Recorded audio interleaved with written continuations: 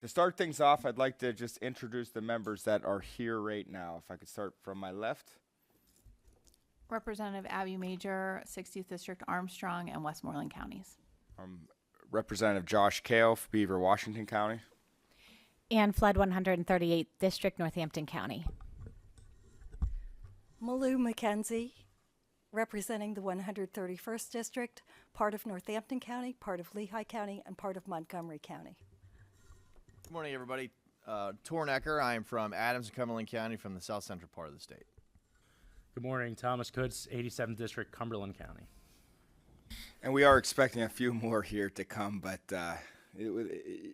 you'll find with legislators, there's a lot of things going on and things coming and going. So now I'd like to turn it over to our committee, or to our hearings host, Representative Flood. Representative Flood, if you'd like to give us some brief opening remarks. Good morning. I'd like to welcome everyone to the Pennsylvania House of Representatives policy hearing on tourism and hospitality. I would first like to start by thanking the legislators who've traveled from all over Pennsylvania to be here. I would like to recognize our policy chairman, Josh Kale, and our chairwoman from tourism, Donna Oberlander, who hasn't made it here yet, Nick Wachinski from Bigley and Blickel for sponsoring today's hearing, as well as everyone involved to help make this happen. Thank you all for being here. I'm very excited to be hosting today's hearing here at ArtsQuest. Thank you so much to Cassie Hilger, CEO of ArtsQuest, for allowing us to use the incredible facility and not only showcase Music Fest, but all that the Lehigh Valley has to offer.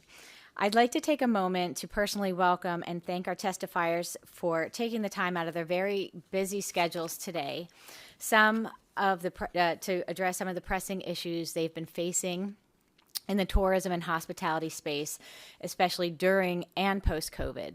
The pandemic really has changed the way the hospitality industry is doing business, and we are here today to learn and understand what we can do to help. Testifying today, we have Alex Michaels from Discover Lehigh Valley, Cassie Hilger, CEO of ArtsQuest, Jessica Naderman, General Manager of Dorney Park and Wildwater Kingdom, Amanda Schur, President of the Lehigh Valley Zoo, and Kurt Landis, President and General Manager of the Iron Pigs baseball team.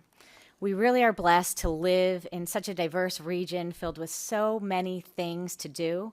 People come from all over Pennsylvania, not to mention neighboring states, to take in a fun evening at the Iron Pigs game, enjoy the thrill of the rides and water park at Dorney Park and Wildwater Kingdom. And then you can hop on over to the Lehigh Valley Zoo to see the newly opened Habitat Madagascar exhibit to view the red-ruffed lemurs, or walk across the way to feed the Maasai giraffes, or hang around with the two-toed sloth. And you don't want to miss partaking in all the exciting 10-day festivities that Music Fest has to offer. The music is always incredible, and the food and the atmosphere is electric. So it's definitely a great opportunity for us to be here and have this hearing during this time. It's definitely worth noting that Music Fest is the nation's largest non-gated free music festival, featuring big-name acts on the Wind Creek stage each night. This year is the 40th anniversary of Music Fest. There was never a more appropriate time to have such a hearing like this during Music Fest, highlighting the absolute best of what the Lehigh Valley offers in tourism and hospitality. I would be remiss not to mention Celtic Fest, Oktoberfest, as well as Chris Kindlemart, all held right here in the Christmas City every holiday season, and has been twice recognized by Travel and Leisure as the best holiday market in the United States. And with all the events, restaurants, museums, and attractions right here in the Lehigh Valley, how do we keep track of everything we have going on? Well, that's what Discover Lehigh Valley does for us. They are future-focused on the Northeast region's economy through tourism, while garnering regional pride by highlighting the best the Lehigh Valley has to offer. So as you can see, we have a well-rounded group of testifiers here today, and I'm very excited to hear what each will be bringing to the table, and looking forward to getting to hear and better understand how we can help you. Thank you. Thank you, Representative Flood, and thank you for having us here. Coming from the southwest corner of the Commonwealth, you don't get around everywhere all the time, and I've been to the Lehigh Valley a number of times, but to have this type of really tour of the area has been amazing, and you guys do have a lot going for you, and I'm very excited to learn more about what is going on here. Across the Commonwealth, there's about 500,000 jobs in the hospitality and tourism industry. It's a very important industry to Pennsylvania. It's something like $66 billion of revenue towards the Pennsylvania economy. So without further ado, I'd like to start hearing about what's happening here in Lehigh, how we can help, and just hear more about what you guys are doing. So our first panel is the Regional Tourism Development Panel. We have Alex Michaels, the President and CEO of Discover Lehigh Valley, and Cassie Hilgert, the President and CEO of ArtsQuest. The floor is yours, Mr. Michaels. If we keep it 3 to 5 minutes, then we'll ask questions, and we'll go from there. Sure, I prepared a statement, but anytime, please stop me if it's getting too long-winded. You'll Thank be you fine. for this opportunity today to kind of speak tourism and all the things that we all love here in the Lehigh Valley. Just to put in perspective, Discover Lehigh Valley is the destination marketing organization for Lehigh and Northampton County. Its primary mission is to attract visitors, promote tourism, and enhance the quality of life in the region. Discover Lehigh Valley focuses on showcasing diverse attractions, events, dining, entertainment, and outdoor activities available in the region. This includes historic sites, museums, parks, shopping centers, restaurants, and more. Our organization works to create awareness and generate interest in the region as a premier destination for tourists, business, and skilled talent. A little bit about Lehigh Valley tourism and hospitality. The tourism and hospitality industry in Lehigh Valley is an undeniable force, attracting millions of visitors, providing thousands of jobs. With over 26,000 jobs in the sector, it plays a crucial role in driving regional employment and economic growth. These jobs encompass various roles such as hotel and restaurant operations, event planners, entertainment professionals, and many others, supporting a wide range of skill sets and interests.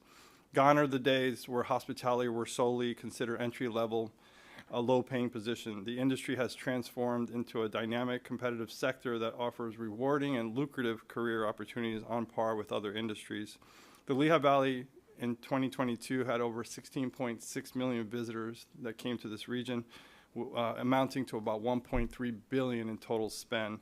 The Lehigh Valley has become a sought-after destination for travelers from around the country and beyond. The region's diverse attractions and activities cater to a wide range of interests, making it an ideal spot for family vacations, weekend getaways, and business travelers looking for a memorable experience.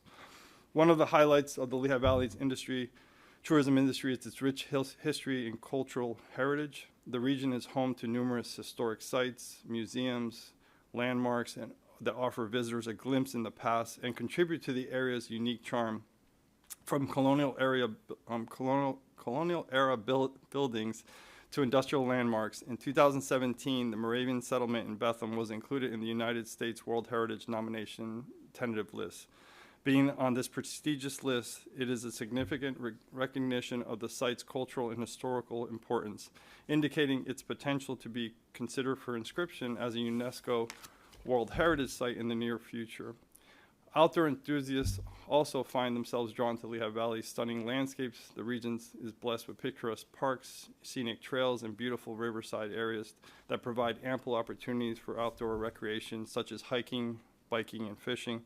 The abundance of natural beauty makes it a magnet for eco-tourists seeking to explore and connect with nature. When I was preparing this statement today, I was just kind of thinking of certain things that we as a tourism agency would love support from the state and of course our region. We would love to have your support with statewide marketing campaigns. Well-executed statewide marketing campaigns can bring numerous benefits to Pennsylvania, ranging from economic growth and tourism development to community pride and enhancing quality of life. We can strategically showcase Pennsylvania as an attractive for visitors, business, and talent, positioning itself for a prosperous future. We also would love to see more talent attraction campaigns where Pennsylvania can launch targeted marketing campaigns to showcase the state's attractive job opportunities, quality of life, and cultural amenities. This includes promoting the vibrant cities, affordable living costs, and diverse recreational options throughout the region. Another thing we would love your support would be infrastructure. would be improve transportation and connectivity. Investment in the region with such as trolley systems, bike lanes would make it easier for visitors to explore the many attractions. Additionally, wayfinding signage, free Wi-Fi capabilities would make it easier for visitors to navigate and stay connected. One of the options also would be to look at roadside cleanups, specifically highways, where we would keep the state looking beautiful and welcoming to visitors, assisting in the developing community cleanups as an incentive to local businesses to participate in beautification projects would help. An example of a statewide tourism marketing campaign and talent attraction that I have seen really work is, if you guys are probably very familiar with, is Pure Michigan. It was a successful marketing campaign that contributed to Michigan's economic growth and talent attraction. It was launched in 2006, and Pure Michigan became one of the most recognized acclaimed tourism campaigns in the United States. The Pure Michigan campaign not only targeted tourists, but it also appealed to potential residents and skilled workers. By showcasing Michigan's vibrant cities, cultural scenes, and diverse employment opportunities, the campaign has attracted people from other states and regions and increased the influx of talent that have been beneficial to Michigan's workforce and overall economic growth. I'll leave it at that, and hopefully I can give some time to Cassie. I don't want to hog up all the time, but. Ms. Hilgert? Thank you all for being here today. I'll start just by giving you a little background about Music Fest. As Representative Flood mentioned, it is the nation's largest free ungated festival in the country. Depending on weather, we can get between 900,000 to 1.2 million visitors here over the 10 or 11 days from about 45 states and 8 countries. When we talk about Music Fest, there is a $77 million annual economic impact from the festival. So that is not money we are bringing in. That is money that goes to support the local vendors here, the vendors that we need to set up stages, tents, tables. We've got 50 small food vendors here. These are small businesses, some of which can rely on up to 20% of their revenue for the year happening in 10 days. You will see 500 performances across 16 stages. 490 of those are free. Every free act, though, gets paid. So if there's an artist on a free stage, they still get paid, just like the main stage artists do. You had mentioned this before, the economic impact of the arts here in the state and on cultural activities. I understand certainly here in the Valley, manufacturing is one of the top industries, but would love to have your voice, as you've been doing such a great job in creating a seat at the table for cultural amenities as true job creators. This is an industry that is helping to recruit people. You have to do this work in person, face to face, and we need to have cultural amenities as a state that makes us competitive in recruiting and retaining employees. We are competing worldwide now. If you can choose to live somewhere and perhaps work somewhere else out of state, you need to have cultural amenities that will keep people here, start families, and potentially start businesses. So this is a viable industry that is a true job creator. So outside of Music Fest, Arts Quest, which is a nonprofit that runs all of this, we run the Arts Quest Center here, the Banana Factory down the street. We do 11 festivals a year. We put on about 4,500 camps, classes, and concerts a year, and 65% of that is free to the public. So one of the ways that we do that is diversifying our funding. We have sponsorship, membership, ticket sales, and food and beverage sales. Critical to diversifying so that we can support our about $26 million annual operating budget. Anything we can look at statewide that would help to invest risk capital is what I will talk about into new events and cultural attractions. In our experience, it takes about 3 to 5 years for an event to sustain itself. We certainly have the Pennsylvania Council on the Arts. They're fantastic. They're wonderful partners of ours. We are the arts and education partner for 4 counties for Pennsylvania Council on the Arts. But risk capital that could be available to new events that specialize in bringing in tourists from within either the region or outside the region. This is meant to create hotel stays, to put people in restaurants, to have them walk around the area where those events happen. Since so many of our events are free, getting some of that coverage the first couple of years so we can sustain it for let's say 3 to 5 years. At that point, we should be able to sustain that event or it shouldn't continue. So looking at risk capital would be great. You all should take a little credit for what has happened here at Steel Stacks and with Music Fest, because the public sector has very often been the first one to come in and help make this happen. Music Fest, in fact, one of the reasons it is so successful is because of the special occasion permit. That was created for Music Fest. It's why the legislation is written as 10 days. They don't have to be consecutive, but it allows for open container around an area. Expanding that would be tremendous. We use that for all the 10 days. We have other opportunities to use that throughout the year, but we exhaust it right now. And that's not just for us. Any nonprofit can use that special occasion permit around the Commonwealth, and that would be critical to diversify funding as a nonprofit. That food and beverage revenue is critical to us. So that's how Music Fest started. This entire Steel Stacks campus happened because there were incentive districts put in place at the city level, the county level, and the state level. That is what made Steel Stacks here possible. In addition to our $77 million economic impact for just Music Fest, there's another $65 million annual economic impact from this building and our year-round festivals and events. Being open to looking at these incentive districts for investment helps, because once they see the state jump in and the county, as they have for a capital campaign we have going now, the private sector then says, oh, this is a real project. Much like RCAP dollars can help do that.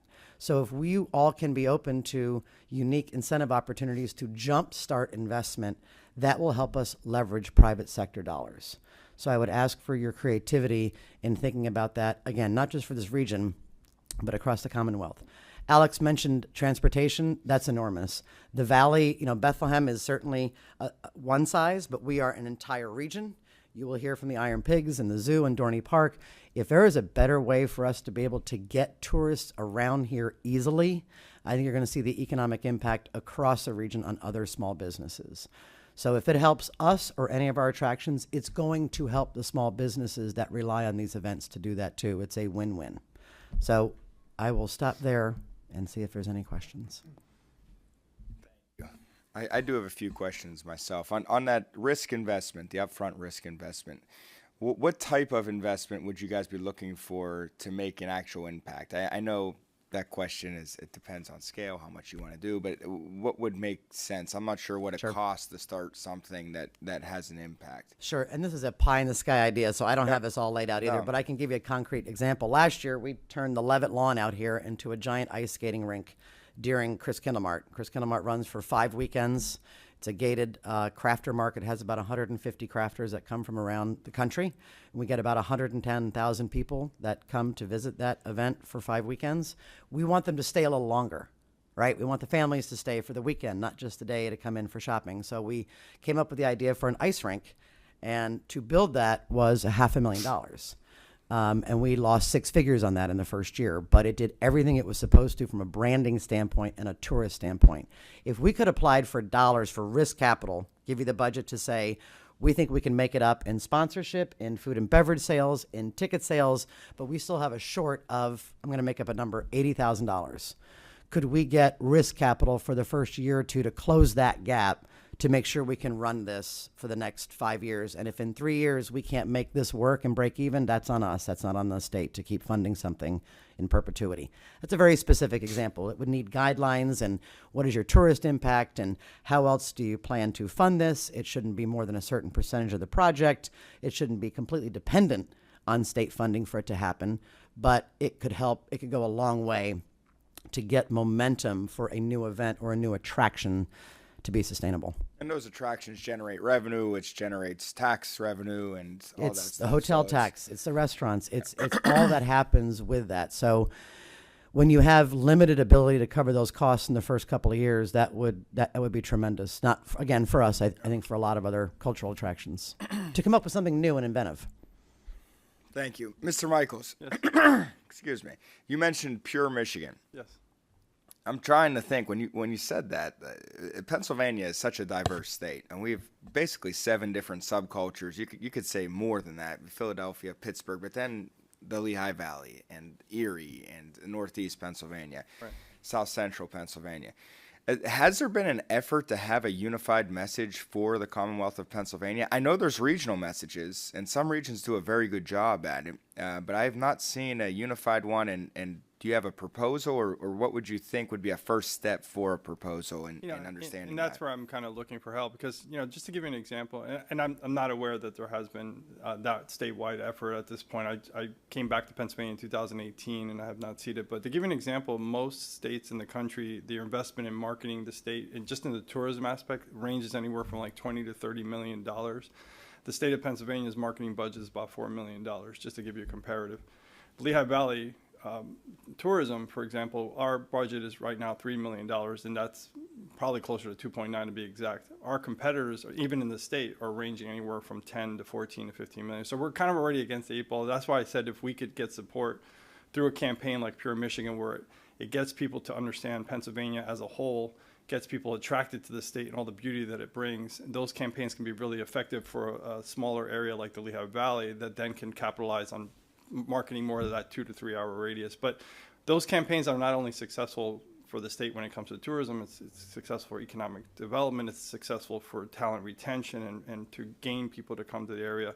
I think we're all in a world right now where we want to live where we want to vacation, basically. We want to live in a place that that has great quality of life, has great cultural attractions and food and culture, but ultimately we want to be in a place that that we feel is growing and it's bringing us to another area. So like a lot of people in Pennsylvania I always laugh because like people in Pennsylvania want to live in Florida. I lived in Florida for many years and I wanted to live in Pennsylvania. So, but you're always attractive to the different thing, and what Pennsylvania has right now is just the beauty in this geographic location, being we're 2/3 of the population. A great statewide campaign could really be effective. So I'm not saying that we have to go crazy, but we definitely need some additional support in that funding efforts. And I know there's some work being done with that, but just to make us competitive, so that would be the most effective thing. Just put us in a competitive set where we're not against the 8 ball in the state level and at the region level as well. It's interesting you mentioned, and I agree with you. I've never heard of maybe there was an effort to do a theme for Pennsylvania as a whole.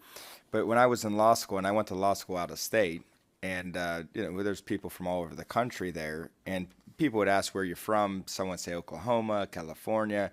And when I would say where you're from, I said, I'm from Pittsburgh. Yeah.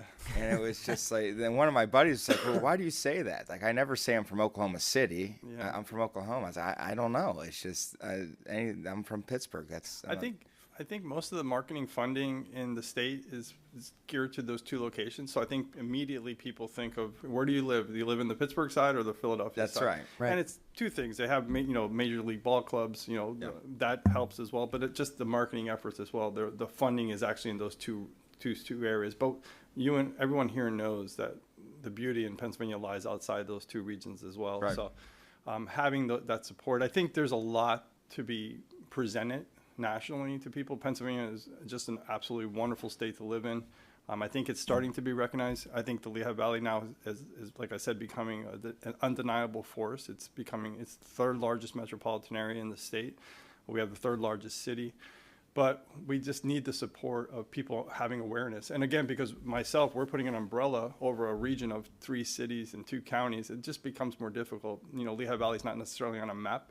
So we have to spend the time saying, oh, I'm from Bethlehem, PA, which is in the Lehigh Valley, which is outside of Philadelphia, which is an hour outside of New York. So any help and support will really help us. And it helps everyone in this room, and it helps every attraction, every resident, every small business, because people immediately will be aware of what this place has to offer. And we can pull from some really strong regions of New Jersey and Manhattan, and of course, even the Philadelphia area, which we do, but getting that additional support will be incredibly effective in all sectors, economic development as well as tourism.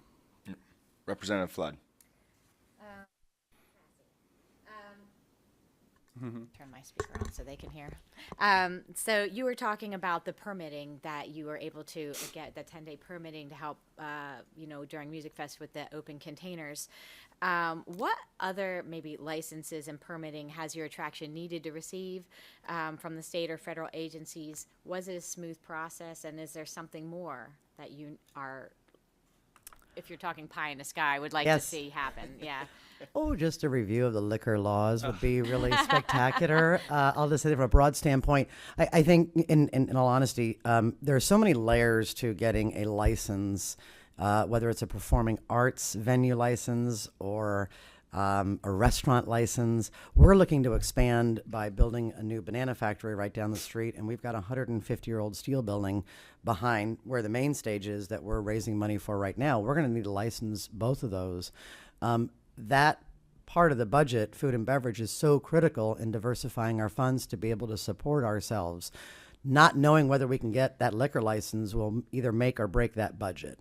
So I think having that be so difficult is tough. When you've got the model, you've got the program, you've got the cultural attractions, you've got the employees, you've got everything you need, but it begins and ends with being able to get a liquor license. And can there be a more streamlined way for performing arts venues or others to be able to get that? Whether that is an extension of the open container special occasion permit, which I don't think makes practical sense for 2 buildings that will be operating 365 days a year. So I say that in how can we license buildings that offer cultural amenities in a streamlined fashion.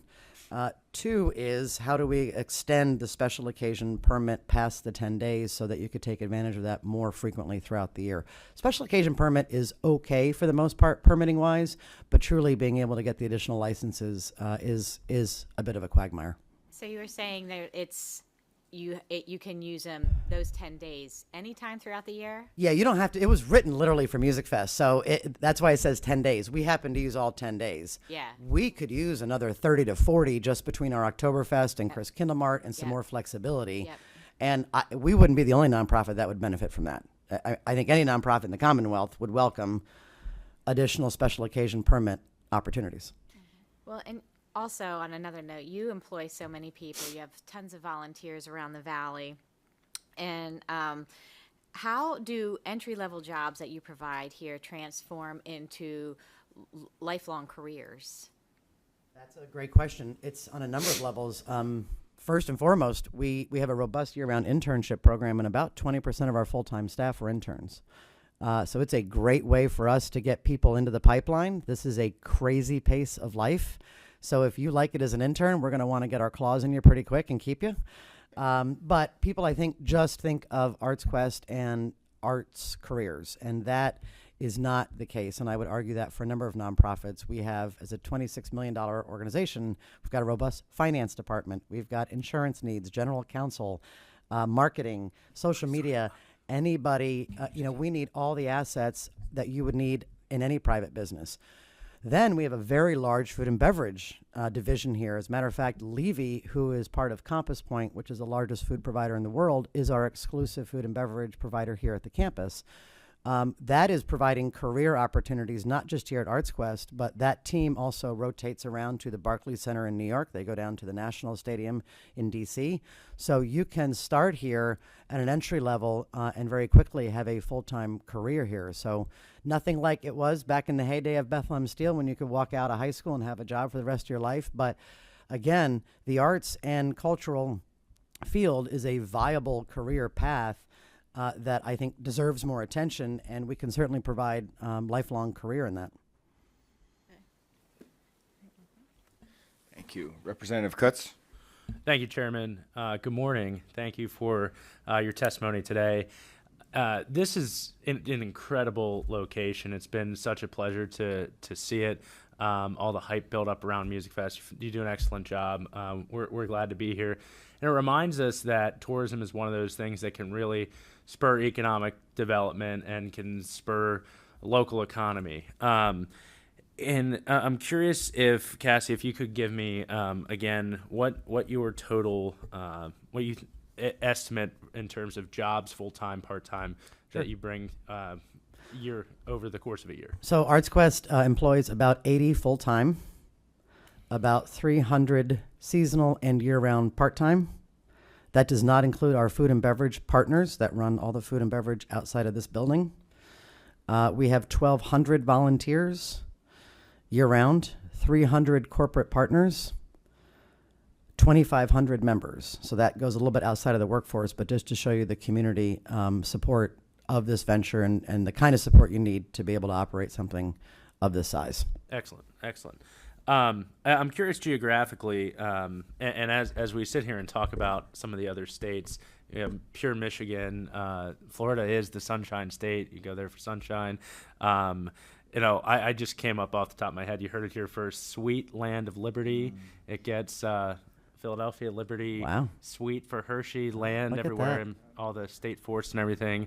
And Josh Kale brings What about Pittsburgh. So What about Sweet Land of Steel Liberty. City of Champions?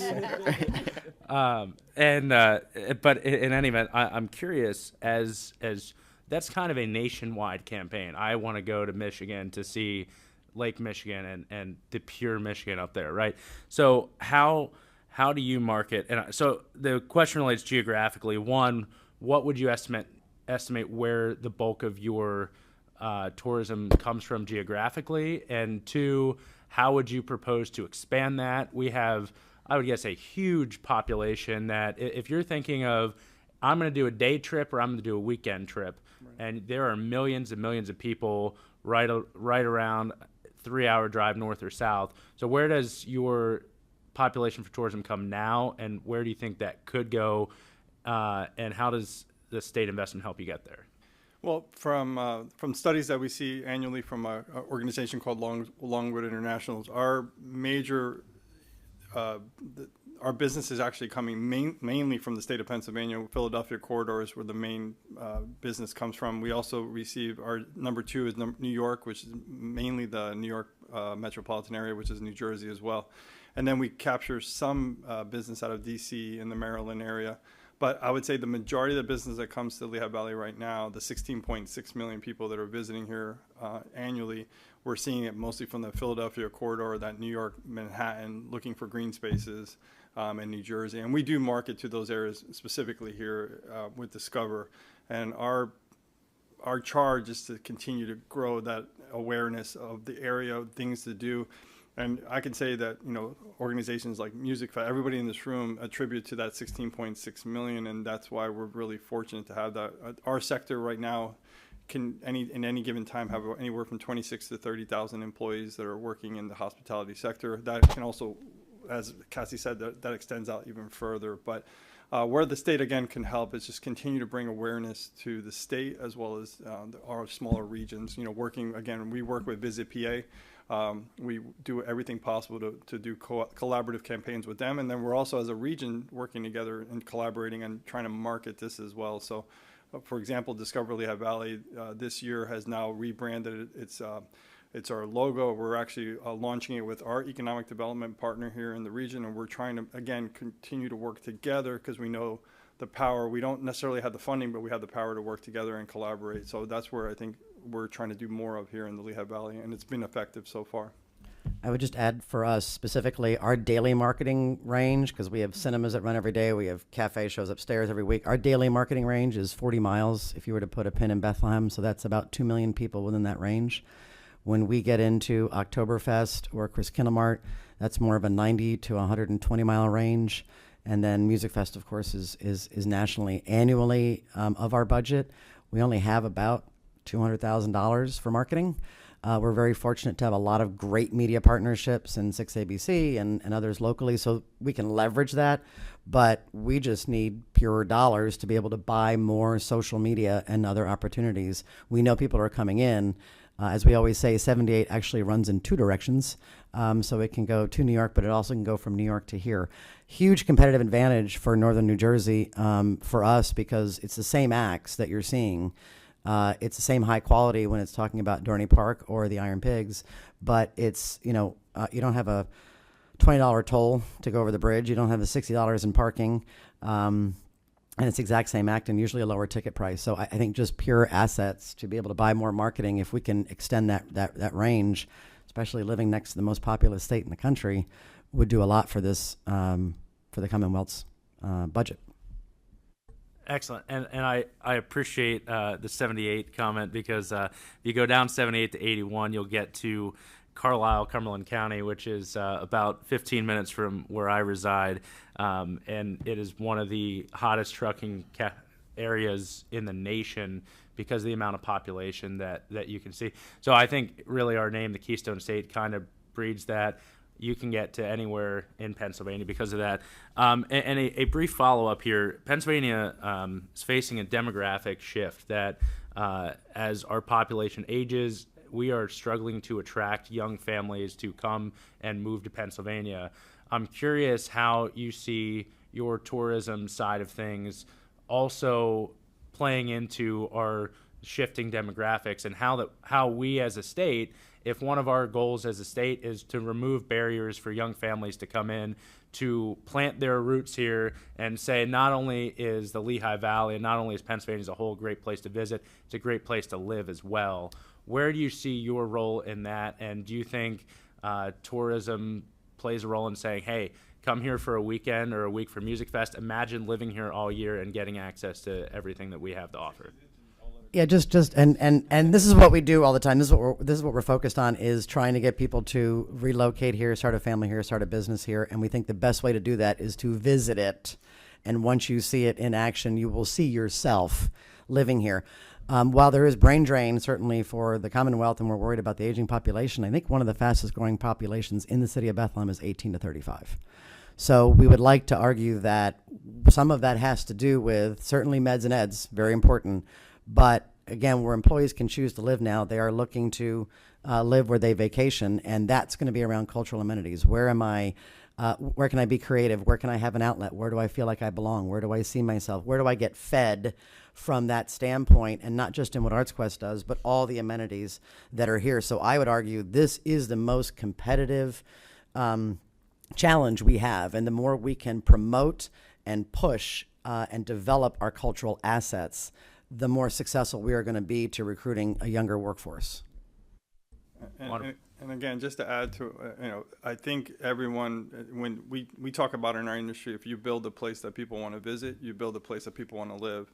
And I think we take that to heart in our messaging and quality of life messaging that we do with Discover.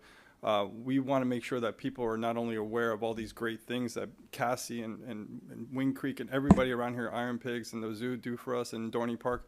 We want to make sure that they're aware of also that they can live here, they can get a great education, they can have great quality of life and have the amenities that they would have in a first-tier city, but not have the first-tier headaches. Like she said, that's what's beautiful about a place like the Lehigh Valley. You still have the affordability, and in this world right now where everything is just rising costs and housing is an issue, the Lehigh Valley still offers that to people, but we just have to give everyone awareness, and that's how we're kind of adjusting our messaging now to make sure that people are aware that this is not only a great place to visit, it is a great place to live. Wonderful. Thank you so much. As I think you put it well, and if you build it, they will come. So we'll keep that in mind. Thank you so much for your time. Thanks, Chairman. Vice Chairman Eckert. Thank you, Chairman. I hail from the Gettysburg region, so tourism is a big deal for me as well. And one of the areas that I know Gettysburg and Carl Peterzak with Destination Gettysburg and the folks in that region have tried to diversify their tourism. But one of the criticisms, and I'm glad you guys have brought it up as well, is this unified message, right? What is Pennsylvania's unified message? Obviously, what Gettysburg's doing is a lot different than what you folks are doing. It's different what Philadelphia's, and one of the criticisms I've heard is that the money coming from the state getting pushed out is going to these regional kind of areas and spent differently. So my question twofold is, one, how can that be, how do we unify that message? And probably you can answer this as with this question, is that how is the PA tourism department involved in that? Because obviously that money, is managed by them or could be managed by them. How do we unify that message? What is your relationship with the PA tourism department, and how do we all get on the same message? I would say that the Lehigh Valley has an excellent relationship with the tourism DECD, or I'm sorry, Visit PA. But I think again it comes down to, unfortunately, their hands are kind of tied. They're looking at a $4 million operational budget. If you again look at Visit PA having to market a whole state with $4 million, as opposed to our neighbors in Poconos are working with a $14 million budget. But so we're not going to get the Poconos to necessarily market Pittsburgh and other parts of Harrisburg and things like that, unfortunately. But if we could have that support in the finances. So it's going to take some dollars being put into the marketing budget, which I think, I know that it would not only support tourism, it would support economic growth. So I think that there just needs to be a focus on remarketing the state. There's been so many studies. I know Colorado many, many years ago said, hey, we don't need to market the state anymore, and they stopped it. And in less than a decade, they went from being one of the top sought-after states in the country to one of the least They dropped so far down the rungs because they weren't marketing the state. So there is power in marketing. There's definitely power in having this unified message. But I believe it's going to take dollars invested into Visit PA, in tourism and in economic development, so that we can have that unified force. And we have, one of the things that we can do is work together. If Visit PA has additional funds, we can then market with them and spend our money with them to market the state together. And we've been doing some of that, but there's just not enough there to be spread around, for an example. And not for you to, throw stones at other tourism areas, but is there a pushback from places like the Poconos or these other regions that kind of feel like they do things on their own, or are they also part of that? From my counterpart. Sure, I don't wanna speak understood. for my counterpart, but I would say that, there is some pushback because they feel that they're doing a better job for themselves than they are actually getting from the state. But my belief is, instead of arguing and fighting with Visit PA or trying to get them to do something they really can't do, is how do we support them? How do we put our money together in some kind of bucket and really work on? You have to sell the state first, and then you can sub-region it.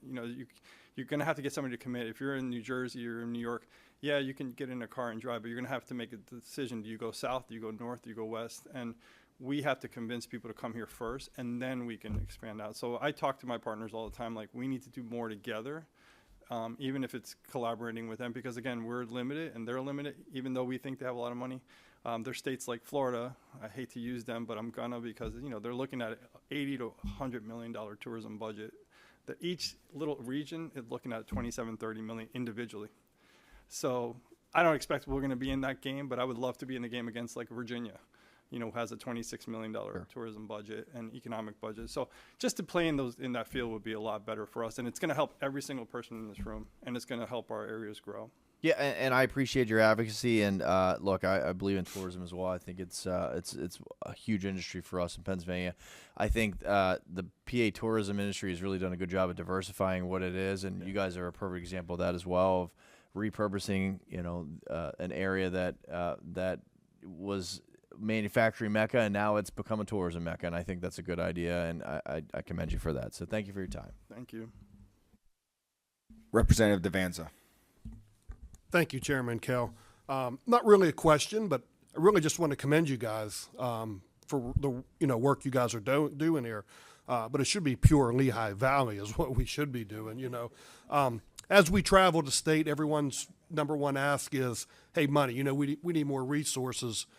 But really, I'm going to start telling people, hey, come out to the Lehigh Valley and really check things out, because it's really nice to see you guys have a plan, you have a vision, you have a goal, and you're willing to put the hard work in to really do it. Because, as I said, as we travel the state, that puzzle's missing the piece of hard work somewhere. They want us to come in and do it, or the vision's missing. Hey, we'll do the work, but you got to tell us what you want to do. And it's like, listen, we don't control your region. You guys are in charge of it. You come to us for the extra resources you need. So I just want to commend you guys. Thank you.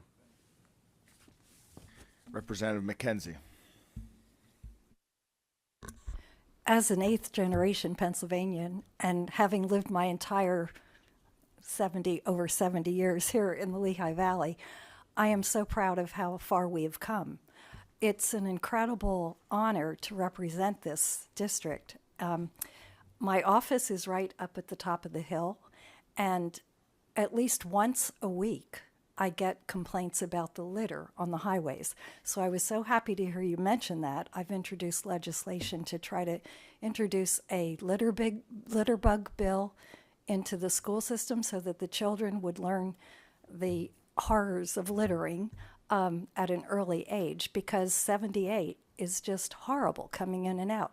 And people tell me that they can tell where Pennsylvania stops and New Jersey begins because of the litter.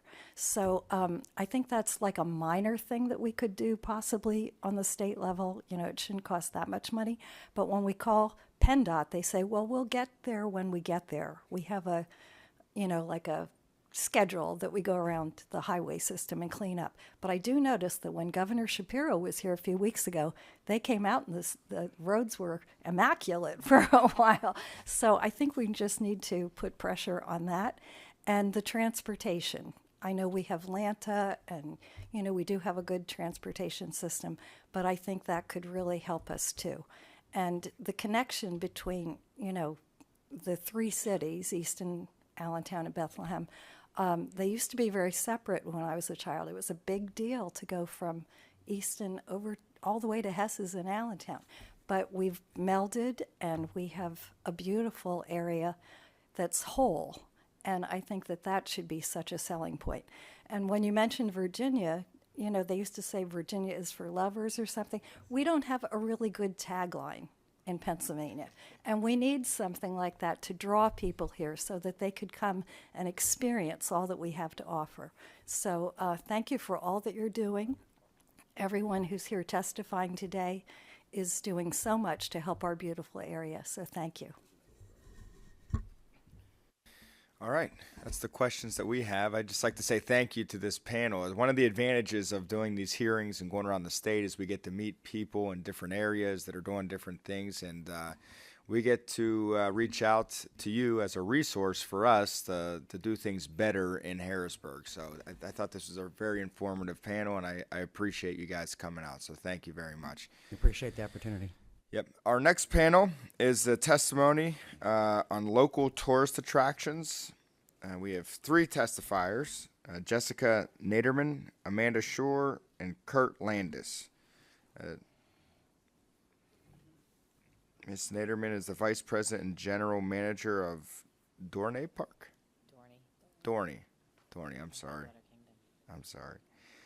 And then Ms. Shore is with the Lehigh Valley Zoo, and Mr. Landis is with Iron Pigs. Ms. Naderman, the floor is yours. Good morning, everyone. I just want to say thank you so much for inviting us to speak here today. It's a pleasure, and I'm glad to talk and share with you a little bit about Dorney Park and some of the exciting things we're doing and some of our challenges and opportunities. Dorney Park has been an iconic entertainment venue for Pennsylvania families since 1884. Solomon Dorney built a trout hatchery on his property and soon after converted it into a public attraction. He built games, refreshment stands, picnic groves, and a restaurant. When the Allentown-Kutztown Traction Company completed its trolley line from Allentown to Kutztown in 1899, the company added a stop at Dorney Park. 2 years later, the Traction Company purchased the park, operating it until 1923. The park changed ownership 2 additional times before eventually being purchased by Cedar Fair in 1992. Cedar Fair is a world leader in owning and operating regional amusement parks and water parks, complemented with resort, hotel, and recreational properties dispersed throughout the states and 1 property in Canada. In total, Cedar Fair operates 13 parks from coast to coast.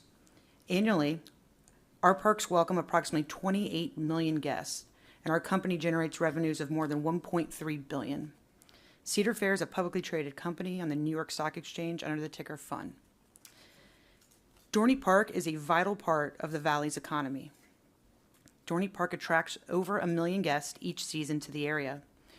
We view ourselves as good stewards of the community and do our best to represent the Lehigh Valley well.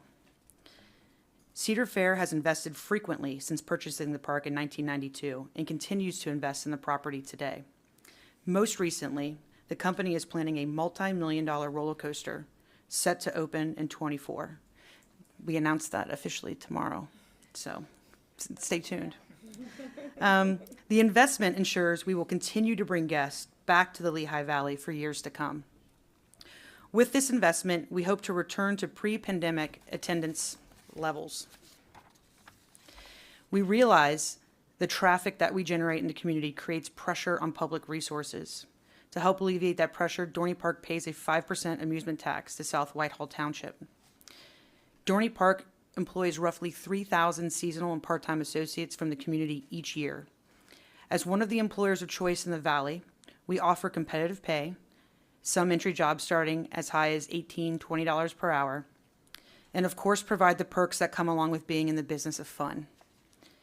Our employees receive free entrance to all Cedar Fair parks and complimentary tickets to bring their family and friends.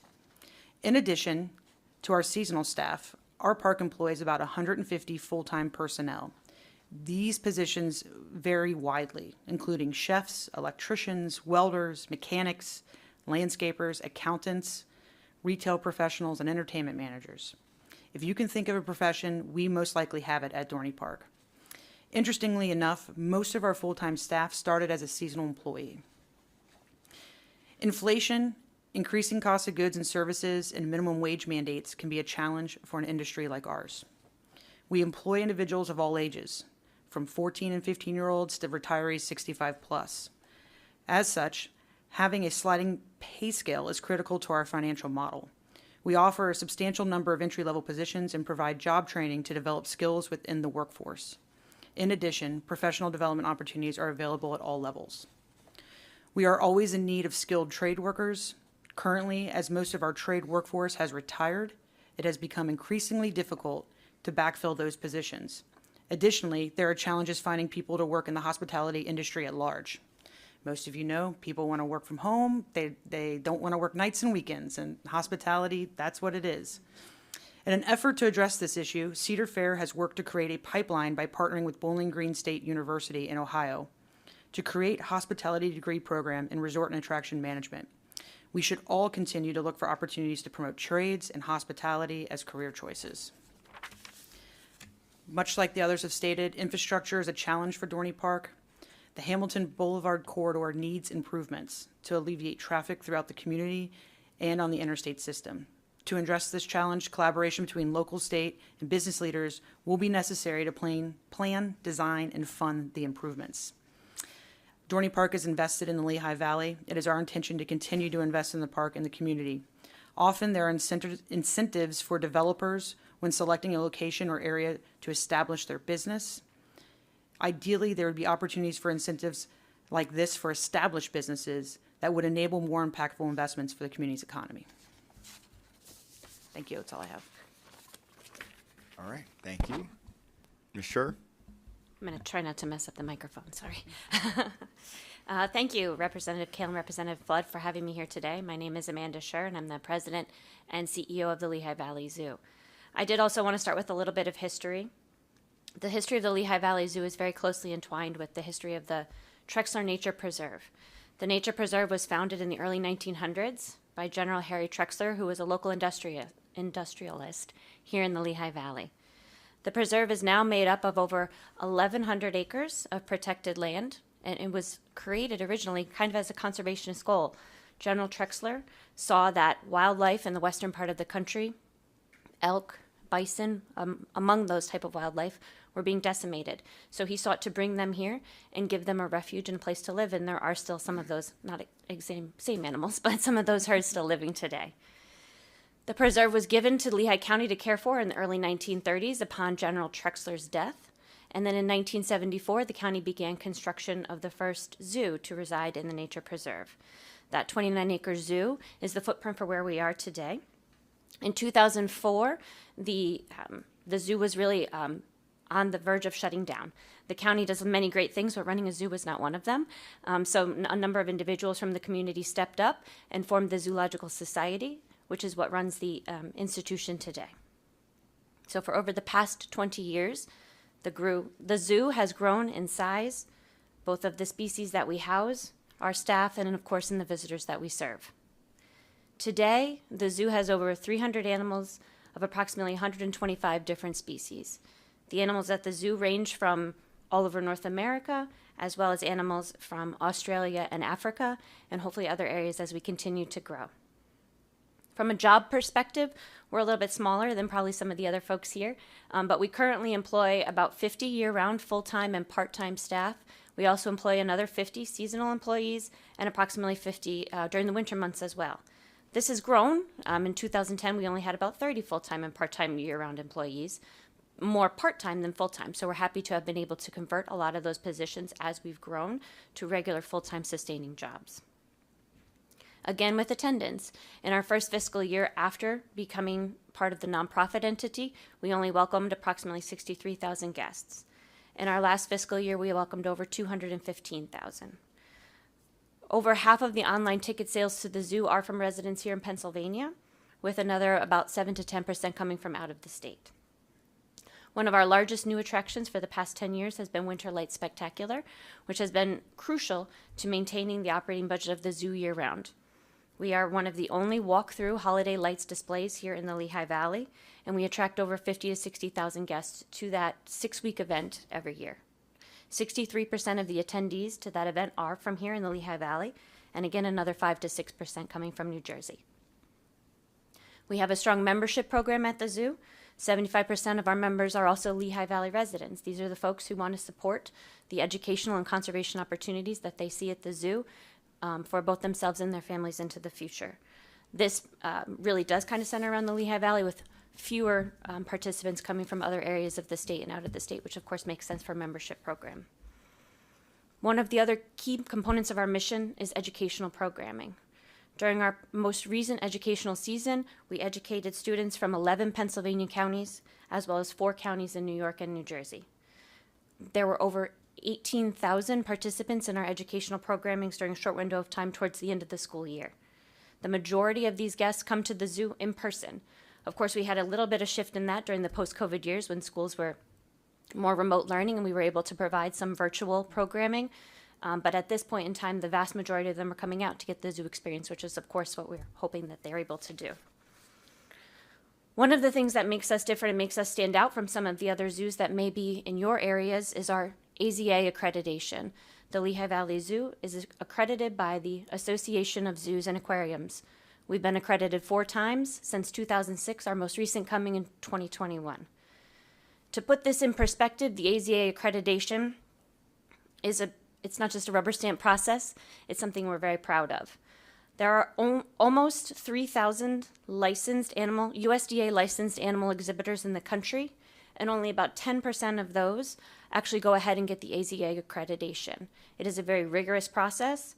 My background is an accountant and an auditor, so when I went through this process the first time, I said it was the hardest audit I had ever been through, because it really is a program that looks at all of the facets of our organization to make sure that we're doing everything right from the guest facing to the animal side of things. One of the important parts of our AZA accreditation is the conservation programming that we are able to be a part of as part of the AZA organization. We currently participate in 23 species survival programs. That means with 23 of our animals at the zoo, we're working with other zoos and aquariums throughout the country to help ensure the survival of that species, both within our institutions as well as in the wild. We also participate in 5 SAFE programs, which are saving animals from extinction. These are the animals that are at the highest risk of extinction, and again, we participate with other zoos and aquariums in the country to help ensure the future survival of those species. So as a whole, the Lehigh Valley Zoo, even though we might be a smaller player in the industry, we contribute to the health of the region in many different ways: tourism, education, conservation, and of course, employment. We are a nonprofit. We give back to the community that we live in, and of course, we want to see it grow and thrive just like us. Where do we think we need some help to do that better? Of course, like most other folks have said, the marketing budget is a small portion of our $5 million budget. So we only spend about 4% of our budget annually on marketing. Our largest expenditure is, of course, salaries and wages and related costs. That we know continues to go up, and when those costs go up, being able to spend more money on the marketing side is just a challenge. We participate in the Tourism for Accredited Zoos program, along with 6 other accredited nonprofit zoos in Pennsylvania. We're part of the Pennsylvania Zoo Council. This is funded through DCED. The line item is $1 million annually. That $1 million we then allocate amongst our institutions based on allocation based on expenses and attendance. The Lehigh Valley Zoo is gets one of the smaller percentages, which makes sense given the other larger institutions that participate in the program. But we also work collectively, and again, as part of the AZA and then Zoo Council participation to ensure that we are messaging in a way that is similar to promote all of our institutions. The other thing that I think would be beneficial for us to think about is investing in tourism is investing in jobs that support education and conservation. Again, we've talked a lot today about workforce development, and I know that education is a priority as well. The current investment in education at the zoo comes from the state level, comes through the EITC funding, so we are an educational improvement organization. The average funding for our organization over the past 5 years annually has only been about $15,000 from that program. Now that was down a little bit during the immediate post-COVID years, and we're hoping to see that build up again, but that's not enough to meet the demands of some of the different institutions that are looking for the educational program to be provided by us. By investing in nonprofits, you are investing in career paths. The people that we work with are looking at a career, not just a job. And one example of that, recently this past year, we participated with LCTI, the Lehigh Career and Technical Institute, as a partner in their animal sciences program. They launched that program this year to give students, high school students, high achieving juniors and seniors, a look at careers in animal sciences. We were able to show them what it was like to work as a zoo veterinarian, an educator, or an animal keeper. From those teachers and professors, we learned that those students want to be maybe veterinarians, vet techs. Maybe they want to work in agriculture, maybe the Game Commission, and even into DCNR. So we're giving them a first step look at that right here in our community, and that's a career path here in our community as well. So I think if we're looking at those opportunities and including the nonprofits in that workforce development program, we're all going to benefit from that in the future. Thank you. Mr. Landis? This is what we refer to the industry as hitting cleanup, right? Thanks for your time. I'll try to be brief. Inherently, I'll tell you a little bit about our history. The Iron Pigs are now in our 16th season. It would have been 17 if not for COVID, actually. And I've been lucky to be a part of the organization since the very beginning. The Iron Pigs arrived here when there was a lot of negativity surrounding the Lehigh Valley because you didn't see a lot of the great tourism operations that you see now. And it was really difficult to encourage public leaders and the private sector to come together in a partnership. It took us 6 to 7 years to convince and to raise the funding to build Coca-Cola Park, but it has been an incredibly successful private-public partnership. The ballpark in 2008, when it opened, cost $54 million. That funding was divided in three between the state's participation, mostly through RCAP or RACP funds, the Iron Pigs organization ourselves contributing 1/3, and Lehigh County contributing 1/3 of the funds at that point as well. It's been a great roller coaster ride, no pun intended. It's been an amazing success story within minor league baseball. Allentown, we're a AAA baseball team of the Philadelphia Phillies. And when I say baseball team, I have to be careful because we're so much more than baseball. In fact, minor league baseball prides themselves on having baseball at our core, but it's really about affordable, family, fun, unique promotions. We're so much about community and reaching local neighborhoods and groups of organizations. You come to the ballpark and you can have a different experience each of our 75 home games. But over the course of our 16 years in operation, no minor league baseball team across the entire country has drawn more fans to its operation than the Lehigh Valley Iron Pigs in Coca-Cola Park.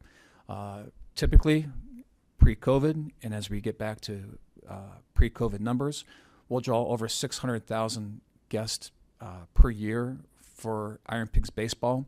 That equates to over 8,000 people per game, and our venue only has 8,000 seats. So on a typical night, you have more people in the venue than have seats, and they hang out in the lawn, they relax along drink rails, and they just enjoy the summer temperatures and the fun and the entertainment.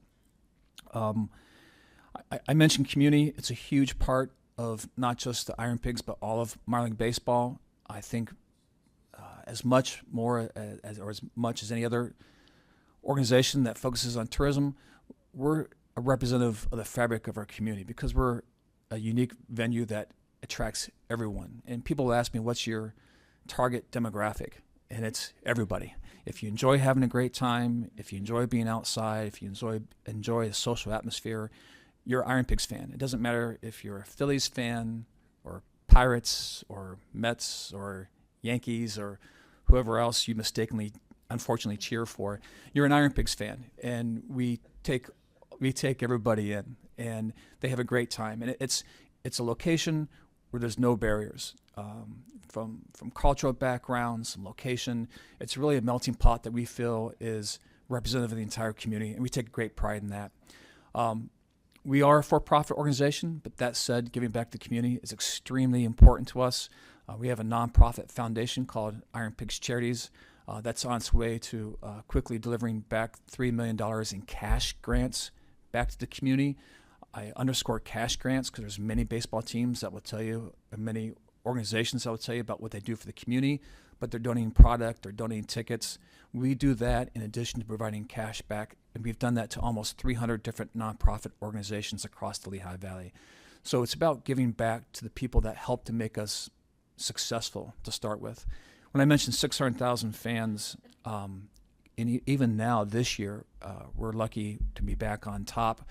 No other minor league baseball team in the country is drawing as many fans per game than the Iron Pigs currently, with just over 8,000 fans, which is amazing because there are minor league baseball teams in Columbus, Ohio, and Indianapolis, Charlotte, Sacramento, many large municipalities across the country. There is a fervor and excitement, partly because it's a great region to be a part of, and part of it because we take a lot of pride in how we market the Lehigh Valley and we market the Lehigh Valley Iron Pigs.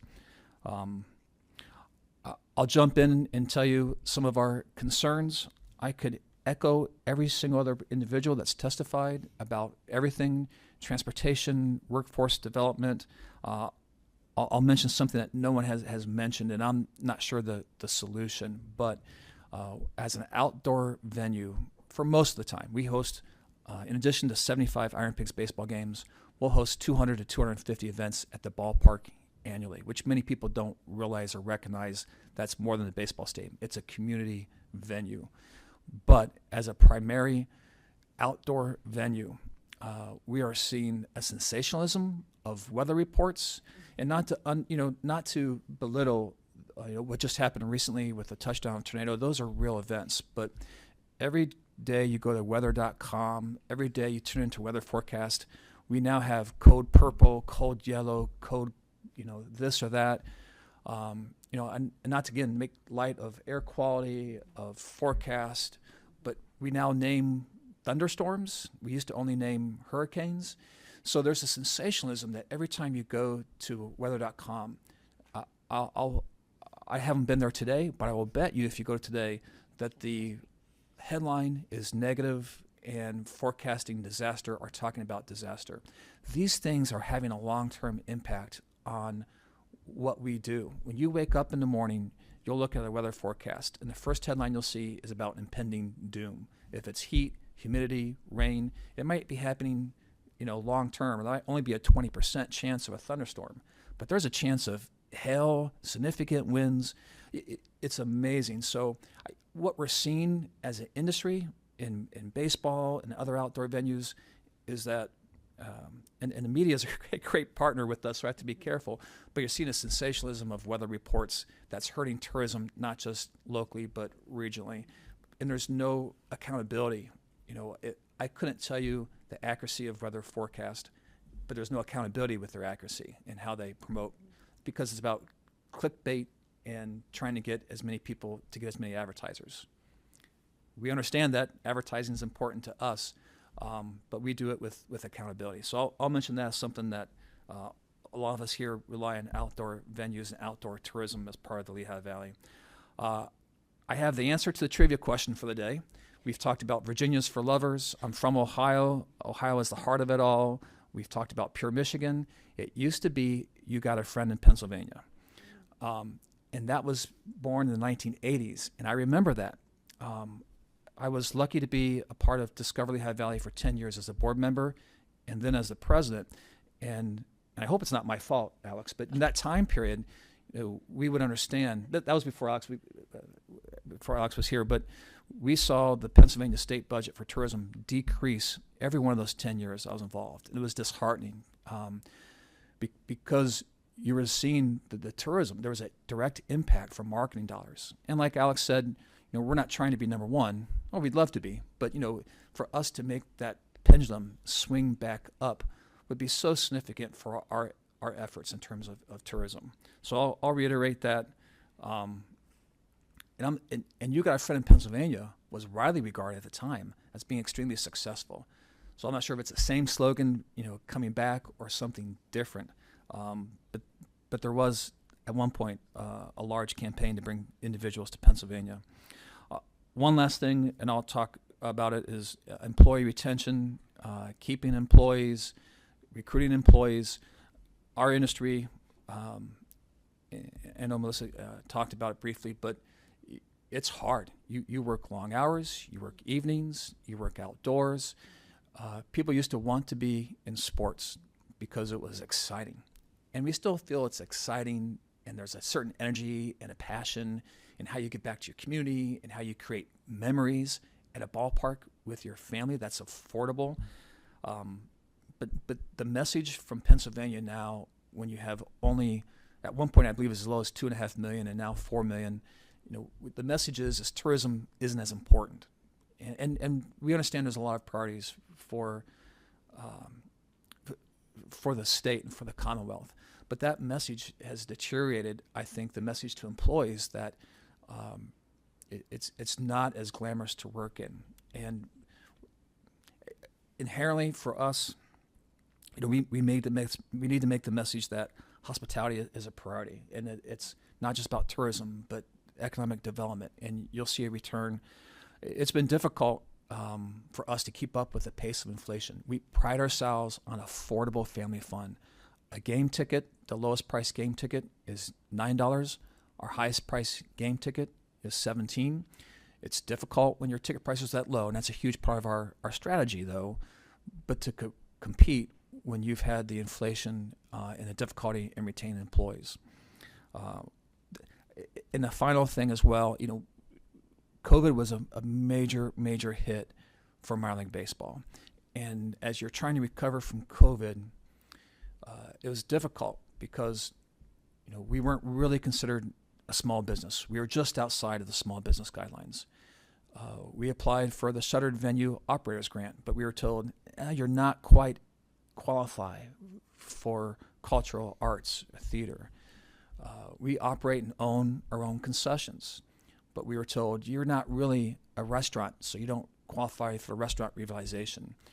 Our industry somehow finds its way, unfortunately, in the cracks where we don't have support, and that's been discouraging.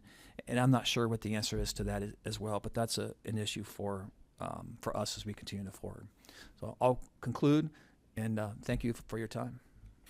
Thank you. I just got a text message from staff that the actual slogan of Pennsylvania, someone's calling me now, is Pennsylvania, pursue your happiness. That's today's slogan. What's remarkable is we have a bunch of legislators up here, a bunch of people in the tourism industry here, and I don't know that anyone knew that. And we had to Google search it, and we found it. So there's certainly a need to market and broadcast that and get things more together. Yeah, right. I had a question for the group in general. I wanted to build on something that you had mentioned. I think all of you had mentioned about workforce development, retention, recruitment. I mean, you guys are in interesting industries. So I'm sure to a certain extent that has a draw, working at a zoo, working at an amusement park, working at a baseball stadium. Tell us how we could be helpful in your all's issues with workforce development, retention. Is it just about bringing more people to the area?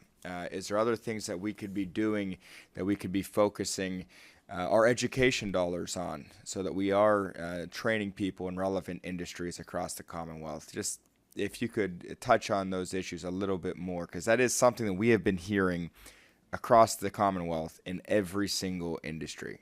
There's not been an industry that's told us, yeah, we have, enough people and they want to stay. It's all the same story. So if you could expand on that a little bit more, that would be wonderful. I'll go first this time. I actually serve on the board for Career Force, the Lehigh Valley Development Workforce Board, and I enjoy being involved in that, and I think there is a large amount of support from the state for overall what we're trying to do. But again, I feel like so much of the focus coming from the state is on now technical skills and manufacturing, and the discussion and the support coming from the state down to CareerLink tends to focus on technical skills, manufacturing, and we found ourselves with tourism. Yeah, we're part of workforce development, but we're really not part of the true meaning and mindset when we talk about funding tourism or developing tourism. And we're struggling because work from home, the world has changed. We've struggled to keep up with pay. And again, like I mentioned, when you have a $9 ticket, it takes a lot of $9 tickets to make up salaries, to hire entry-level employees. Now, much like Cassie mentioned, our internship program is critically vital to us because you have people that see the Iron Pigs, recognize us as a community asset, and they want to be a part of it because they understand the passion, the unique promotions, the fun things that we do. But generally speaking, we might hire a game day intern, and then they become a full-time intern, then they become an entry-level staff member. But it's really hard for us after, and this is probably true of the world, after 2 or 3 years, these people are moving on to higher paying jobs because we might get them initially because they have an interest in civic involvement and the fun things, and it's baseball, but as things become more important to them and they have families and grow and mature, it's harder to pay the higher paying salaries. And we have to adopt and budget for that, but then that leads to never ending inflation of our own product and cost. And we pride ourselves, even the three of us and everyone, on affordable family fun, which is becoming less affordable. I will echo those sentiments again. As you mentioned, while it might sound cool to work at a zoo, that only goes for so long until you do have to support as you're maybe starting a family and looking for a full-time place to live, getting out of your parents' house maybe. That's being a cool job doesn't pay for that. And again, being in the nonprofit industry, we have a little bit of a double whammy there, being looked at as having people who have passion for a certain job and the things that they do, but there's not always the revenue from an operating side to support that passion. Much like Cassie talked about, we look to diversify our revenue streams as much as possible, but I can't raise my ticket price every year to match the pace of wage inflation. And so that is certainly a challenge for us. I would also echo what was said about internships. Internship programs are valuable for us, but one of the things that we are also looking at as an industry as a whole is how that does not lead to diversification of our workforce, because a lot of our internships are unpaid, and there are certain parts of the population or people who can afford an unpaid internship and some people who can't. And so to have that support, even from that ground level up, whether it's the internship program, the Career and Technical Institute training, giving those people a leg up, a way to stand on their own. Again, the funding for us coming in different sources then allows us to use that operating profit to further enhance our salaries and benefits.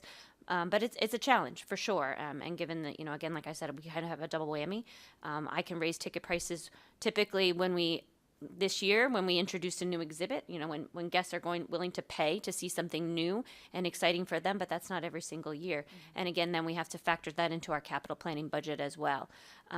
So I know that every industry is looking at funding and how that they can make that affordable. And I think that including the nonprofit world in that is important as well. I will say that this year has been much better for Dorney Park in terms of hiring, especially the entry-level positions. We have been very aggressive with pay rates, though, and to ensure that we attract people to work there so we can provide the best guest experience. Because long-term, obviously, if people come and they don't have a good experience, they're probably not going to come back. So the demand on pay rates and wages, the increase, has been significant for our margin, very challenging. And once again, when trying to provide affordable fun for families and for there to be value, it affects everything. It affects food costs. It affects merchandise costs. Everything that the person comes to experience at our park gets impacted by how much we have to pay to fill to fill what we need to fill. With that being said, we do internships as well. We hire international students on the J-1 visa, which is very crucial to our business. We offer a wonderful work experience for them, and it also helps the domestic kids to meet people from other countries, to get different cultural experiences, building relationships that way. You see a lot of them actually go visit people in Europe. They're lifelong bonds. So with trade, I think trade is going to continue to come up with skilled workers who have whatever we can do from an education standpoint to help push people into those fields, I think would be great, as well as thinking about hospitality in general. And maybe we need to do a better job of partnering with universities to get our own pipelines coming in. But once again, you'll have them for a year or two, and then you face that turnover because there's just not enough. We can't afford to have that many full-time positions year round. So there's a cap on that. So yeah, that's, I think, echoing what these two have said, that's pretty much the same. Thank you. And I forgot to announce that Representative DeVanzo and Representative Twardzik came in here before we had a chance to introduce everybody. So, all right, Representative Flood.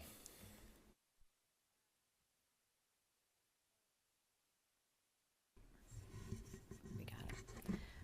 Okay, so we talked about some of the difficulties that you had faced with workforce retention and what inflation has done to your businesses, and then also, you know, trying to recruit people on these entry-level positions and trying to match pay to make them want to stay. How have you advertised or worked to maintain that kind of stable workforce to make sure that your games go smoothly, you know, that there's people at each exhibit, so when the guests come, you know, they get the opportunity to experience, you know, the animals and for the rides, you know, do you have to shut down rides if you can't, you know, supply the workforce for that?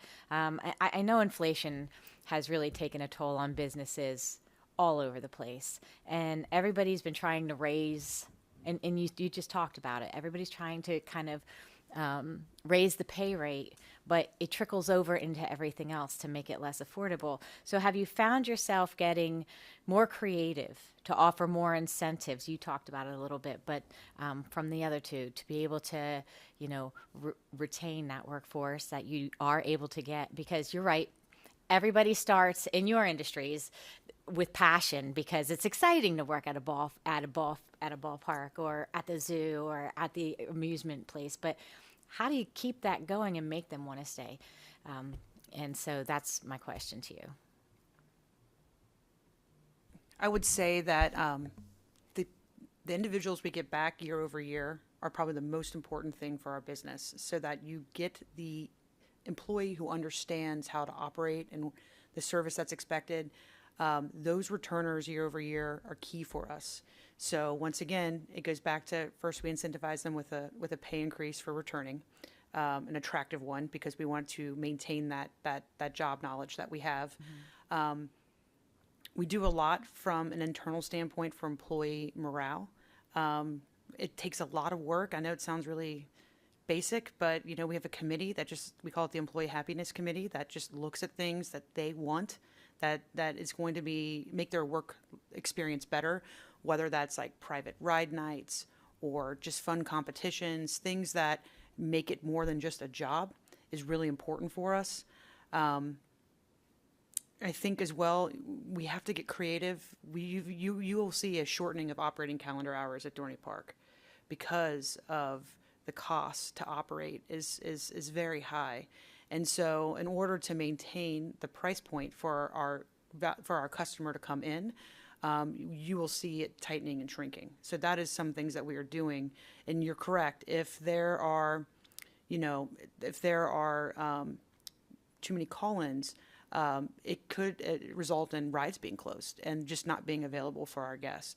Now, we try very much to prioritize things and to try to anticipate issues before they arise in our operating plan, but heat's a problem, right? Like, we have to give heat breaks to these employees. They work outside, which means you need more of them to be compliant and to make sure that they're safe. We take all this very seriously. So it's a lot when you start looking at the workforce that we have, and it does have an effect on business. And I will say that I want there to be attention to the fact that we hire, like I said, 14 and 15-year-olds who can do very minimal tasks, right? They can maybe work a cash register. They're important to our business model. But if there was, like, for example, a state minimum wage act that goes in, it could force us in places where we have somebody that's doing a very minimal task, that's not fully executing all the job responsibilities of, let's say, a food employee, I think those things need to be considered. That pay scale, that sliding pay scale, is very important for us. And as a business, it's important that we get the pay rate right, so we attract the right workers. But I just know there's a lot of conversation about that currently, so I want to make sure that that's heard, that we do the responsible thing, I think. But I think there's just so many varying levels of jobs that has to be considered instead of just one flat rate. So I'll echo that, though I'm glad I wasn't the one to bring it up. Some of the things that again, as a nonprofit zoo, we do see probably a higher degree of turnover than some other businesses in the state.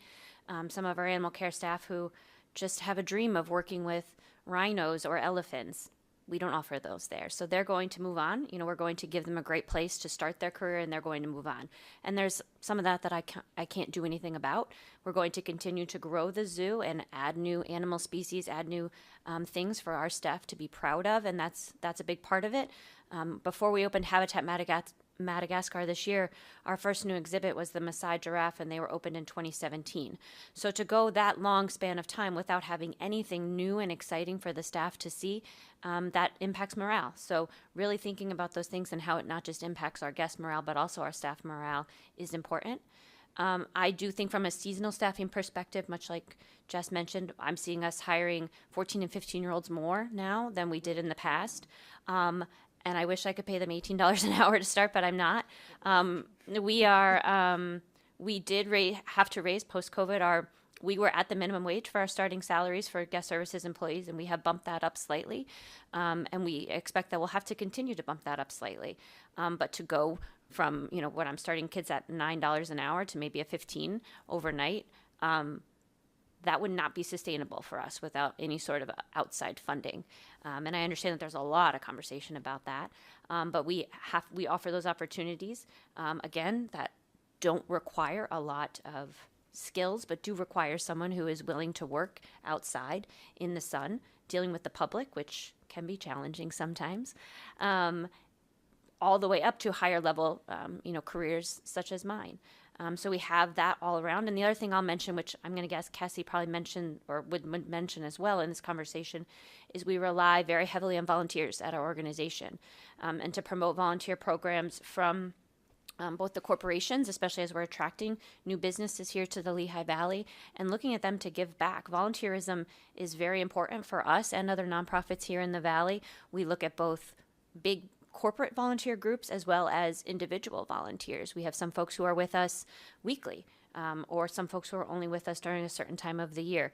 But that has always been important for us, and I expect that will continue, again, as we look to how we can balance out some of these increasing costs and still provide the best opportunities for our guests.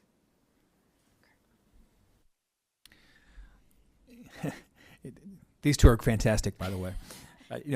Internal tourism is, marketing ourselves to our own employees, and they have to do things like sunshine committees. And we're blessed because I think it is a great place to work, and we have a family environment. It's like summer camp for, our 600 plus part-time employees that work with us for 6 months of the year. And that environment of you miss it when you leave and you can't wait for it to come back because you see friends you haven't seen in 6 months over the winter season. So you try to embrace that and create that summer camp fun environment as much as you can. We've gotten creative. We never hired 14 and 15-year-olds prior to COVID. Now they make up a significant portion of our workforce. One thing we could consider is extending their hours for a ballpark that starts at 6:45 or 7:05 for a game. During April, May, and September, they can only work till 9 o'clock, even a half hour or 45 minutes to allow them to work later. Currently, labor laws only allow us to work till 9 o'clock. So at 9 o'clock, you see a large shift of our employees leaving.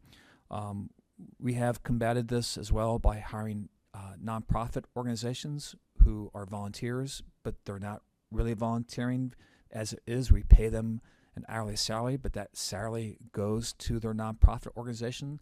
That's been very successful for us. I will say that 14 and 15-year-olds in nonprofit organizations who have employees or volunteers that come in and work 1 or 2 games, their attention to detail, their guest service, their care for our guest service and our standards is not near what we'd like them to be. So you see an overall impact on the guest service experience because you have employees that are there for such a short amount of time or don't have the skills or training for a short number of days. The no-shows, the quality of the workers, it's all impacted. And one more thing that we've done to be creative is, for years we've always allowed tips for bartenders. Now on our points of sale service, you can tip for anyone. I think that's a very growing segment, but our consumers don't like it. Even though you can easily hit no or custom, consumers are growing frustrated with seeing tips everywhere, but it's allowed us to have a entry-level salary or entry-level hourly worker making $12 or $13 or $14 per hour. Now they're making $18, $19, $20 per hour because our fans are allowed to tip. So it has been a unique way, but I'm concerned about that long term and how that impacts the mindset of the consumer. We've not done what some restaurants are starting to do, which is hidden fees on your receipt for health care or for mandatory gratuity. We've not done that, and hopefully we don't have to, but that has been a creative way to add income, at least for our food and beverage team members. Thank you. Jess and Amanda, you kind of touched on this and you kind of spurred a question in me now.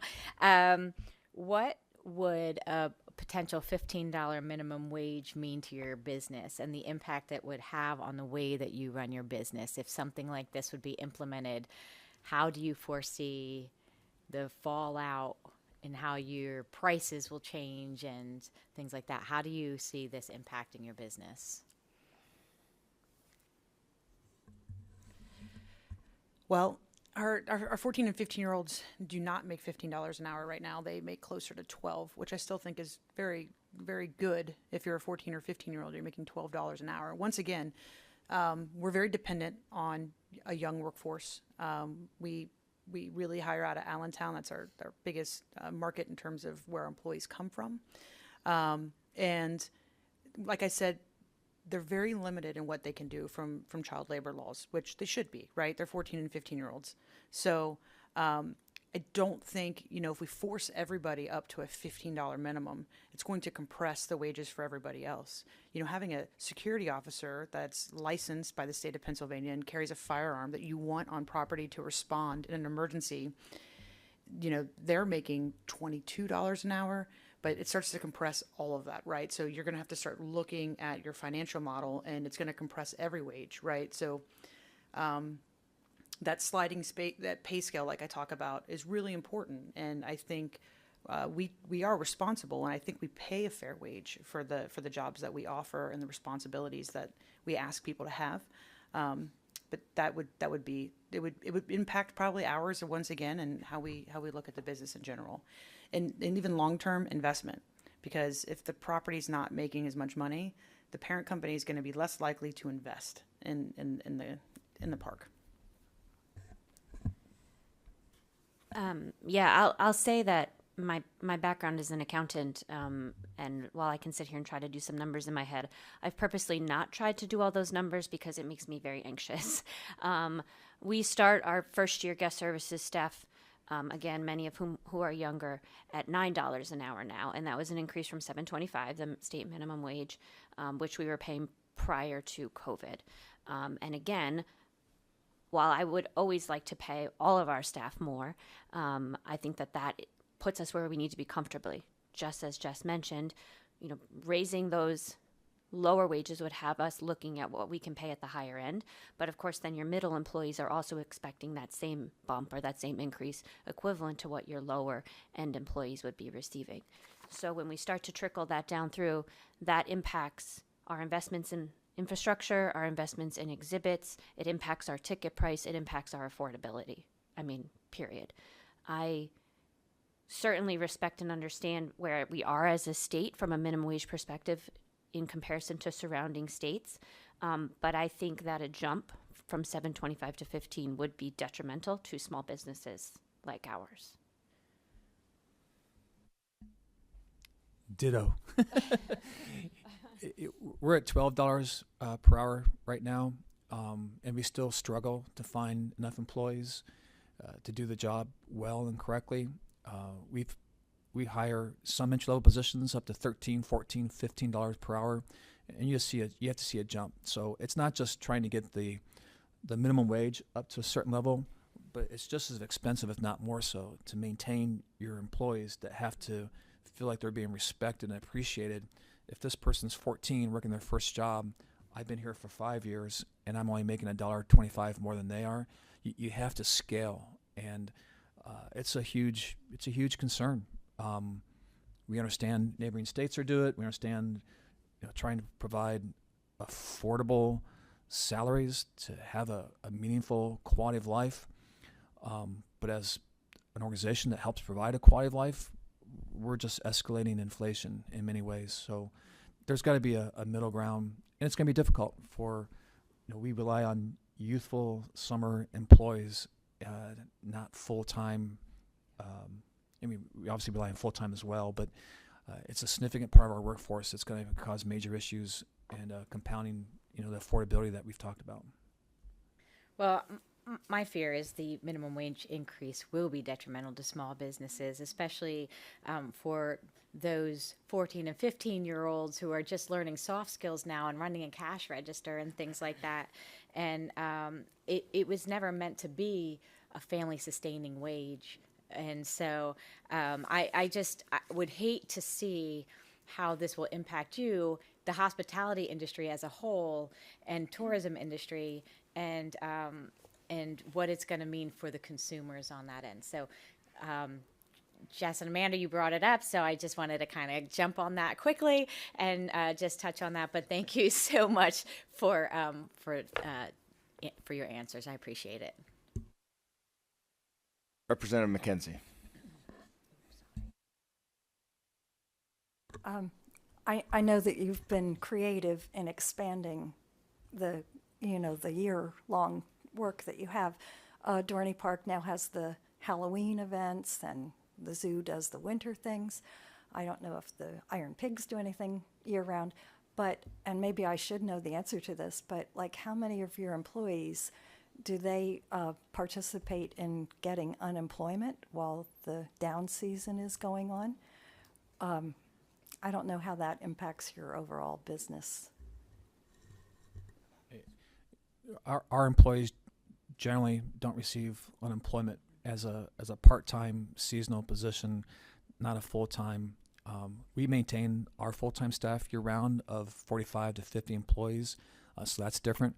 But all the part-time employees really aren't eligible for unemployment as a part-time seasonal hourly position.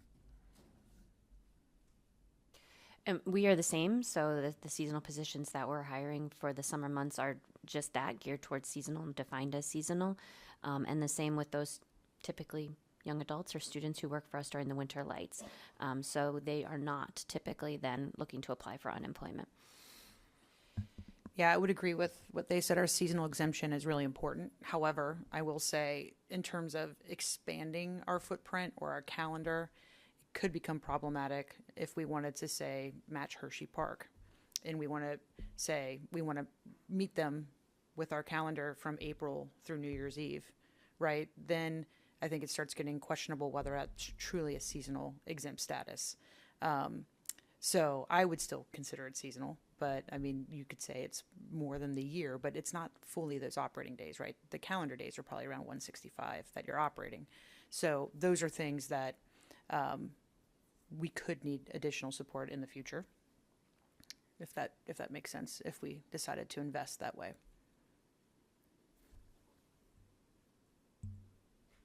All right. Thank you. I did have one follow-up question and a comment. Mr. Landis, you'd mentioned about maybe expanding the hours that 14 and 15-year-olds could work. Frankly, I have a 12-year-old. I'd love to see him out there working. He certainly has the energy to do it.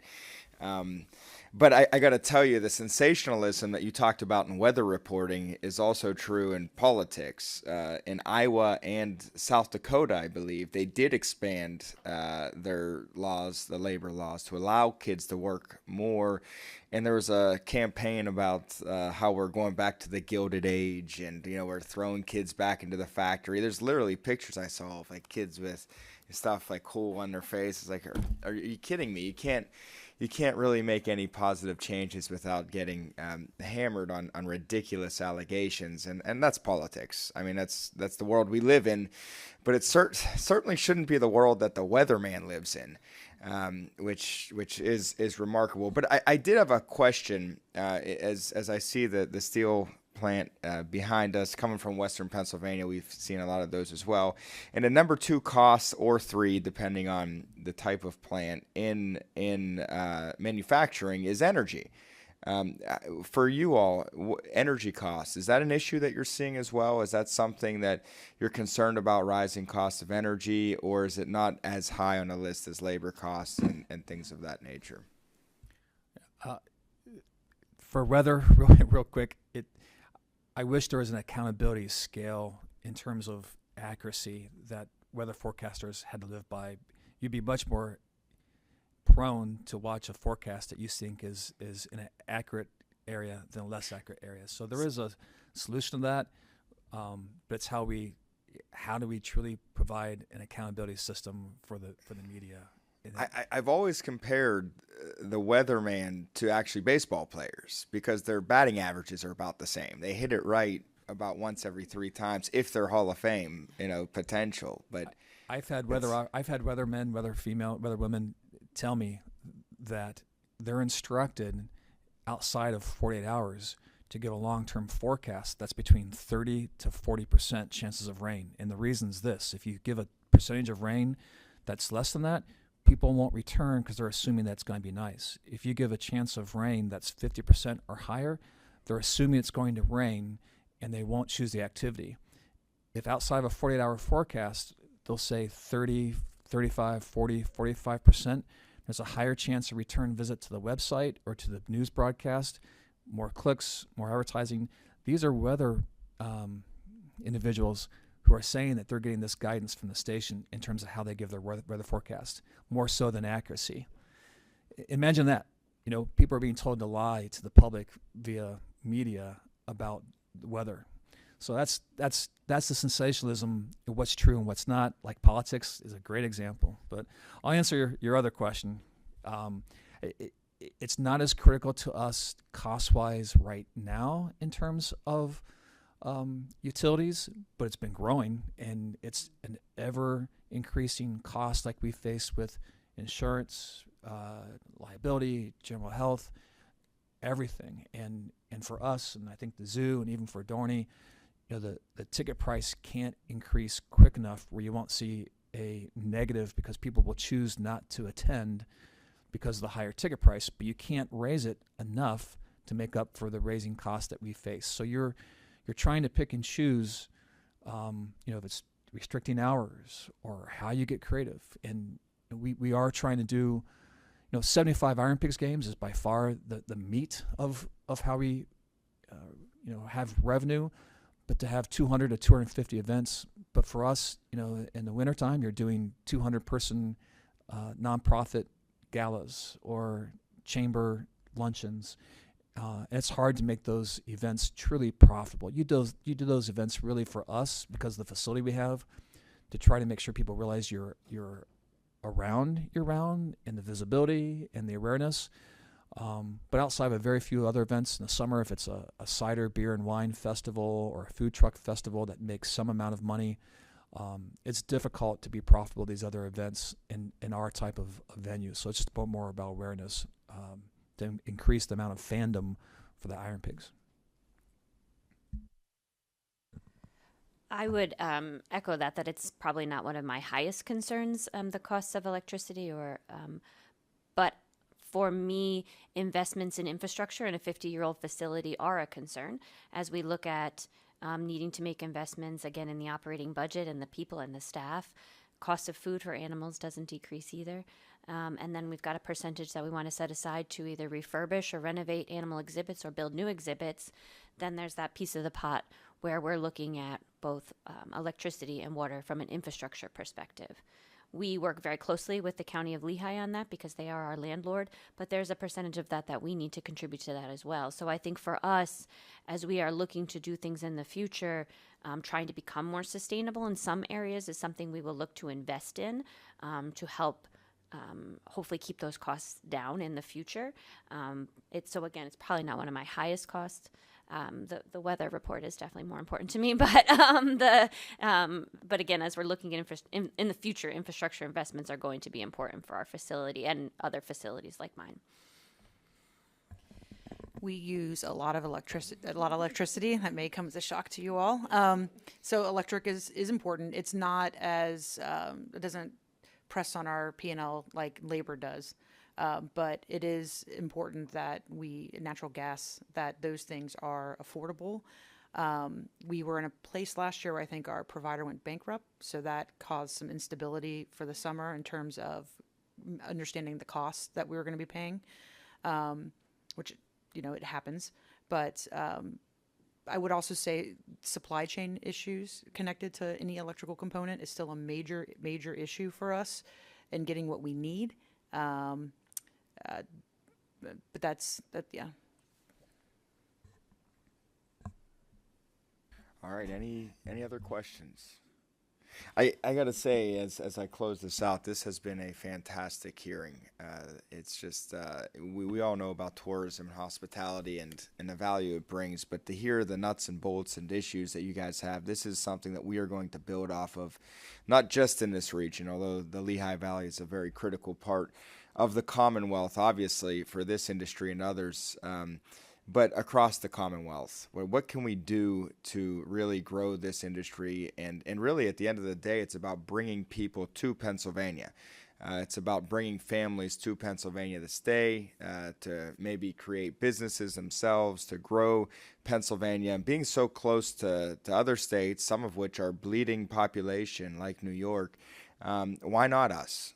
We have so much to offer. We got to get it out there. And this is just one example of how awesome this Commonwealth is. So thank you all very much for being here. Thank you for participating in this hearing.